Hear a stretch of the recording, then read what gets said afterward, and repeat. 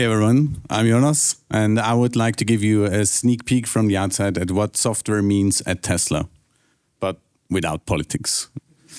I've been diving into this topic for like the last 15 years. You've probably come across the term iPad on wheels, right? But why is that? The screen in there obviously helps with the resemblance, but I argue it's much more about how it actually works and how it's maintained. Tesla, let's start with version numbers, right? Everyone's familiar. They use like a date versioning with a year-week pattern. And this way we can figure out that it takes them about 2 weeks to publish a new release that arrives in actual customer cars. My car got about 24 updates in just the last year.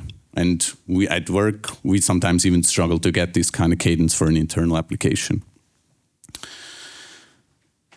And they can patch a lot of things. They can patch every single controller in all of their vehicles since 2012.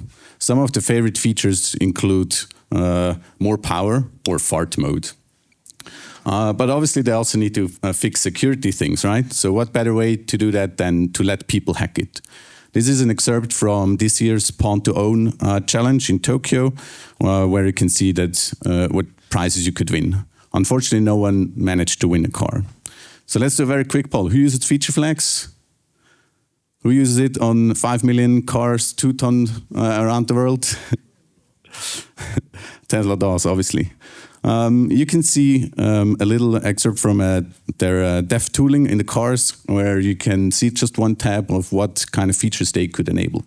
But it's not just about software features, right? They need to support every single configuration of cars they've ever built with this software. But with all this software, it would be waste to only let it come alive once it's out the factory. So their cars test themselves while they are being assembled to reduce the response time to fix any issue. So every component that's plugged in automatically tests itself. Slide 10, no AI. So here we go. The Tesla, their latest version, they call it from photon to vehicle controls. It's all based on vision and neural nets. There's like no custom code in there, just data, lots and lots of data. So they have like a 1,000 person strong team co-located in one location, building and labeling all this kind of data. But manual labeling is obviously very tedious, right? So they also invest a lot into automatic labeling. You can see here on the outside, there's the cameras with the features, mostly cars, but also drivable space. And in the middle, you can see a 3D reconstruction that they can do just based on the camera views that the cars provide.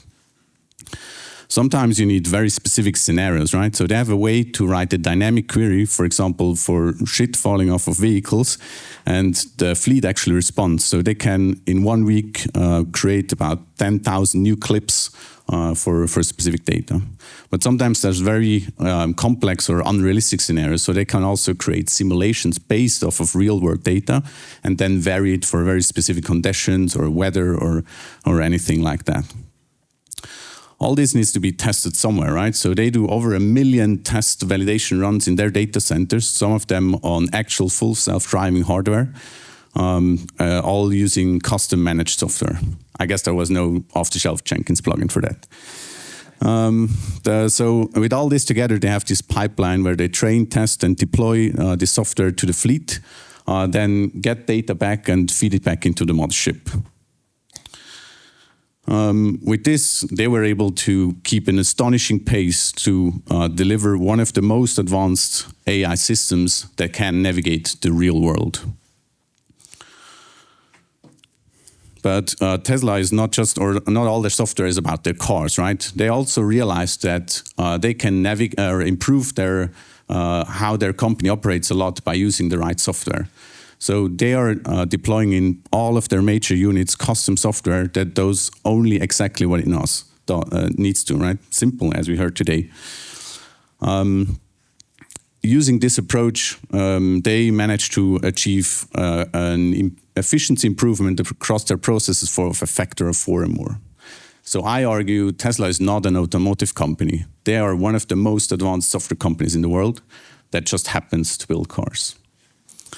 I hope I managed to inspire some of you to look beyond the obvious. Thank you.